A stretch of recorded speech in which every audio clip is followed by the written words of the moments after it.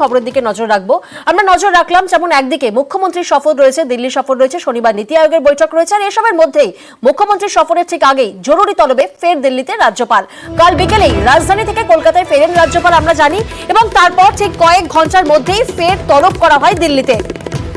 সোমরাজ আমাদের সঙ্গে রয়েছেন। সোমরাজ, এই যে কয়েক ঘন্টার মধ্যেই ফের তলব দিল্লিতে, তার মানে বোঝাই যাচ্ছে কোনো পরিকল্পিত কর্মসূচি ছিল না, হঠাৎ আচমকা ফের দিল্লিতে যাচ্ছেন রাজ্যপাল। ঠিক কি কর্মসূচি রয়েছে কিছু জানা যাচ্ছে?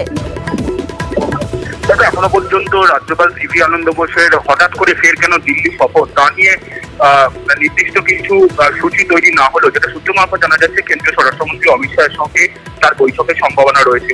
ইতিমধ্যেই তিনি আজ সকালে দিল্লির উদ্দেশ্যে রওনা দিয়েছেন, দিল্লি তিনি পৌঁছে গিয়েছেন এবং মুখ্যমন্ত্রীর সফরের মধ্যেই রাজ্যপাল সিভি আনন্দ বোসের দিল্লি সফর নিঃসন্দেহেই গুরুত্বপূর্ণ। গতকাল বিকালেই তিনি দিল্লি থেকে কলকাতা ফিরেছেন, ফেরার পর ফের তড়িঘড়ি দিল্লি সফর, নিঃসন্দেহে বিভিন্ন মহলে জল্পনাও শুরু হয়েছে এবং বিশেষ করে যেখানে মুখ্যমন্ত্রী নীতি আয়োগের বৈঠকে যোগ দেবেন তার আগেই রাজ্যপালের দিল্লি সফর নিঃসন্দেহে গুরুত্বপূর্ণ এবং এই সফরে কেন্দ্রীয় স্বরাষ্ট্রমন্ত্রীর সঙ্গে বৈঠক সম্ভাবনা রয়েছে বলেও সূত্র মারফত জানা যাচ্ছে। বেশ।